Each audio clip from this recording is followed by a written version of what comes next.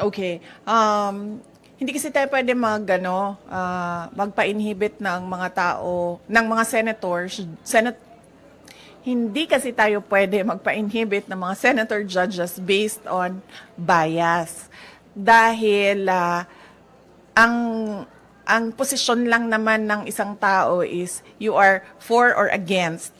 Inday Sara, no? Kung ganun ang ating basehan sa inhibition, ay dapat din natin ipa-inhibit ang mga senators na meron ding bias against Sara Duterte, no? Tulad na lang ni Senator Risa Ontiveros na in a public speech, sinabi niya na kailangan talaga ano ba term na ginamit? Kailangan burahin or kailangan wasakin, kailangan sirain, gibain ang pamilyang Duterte. So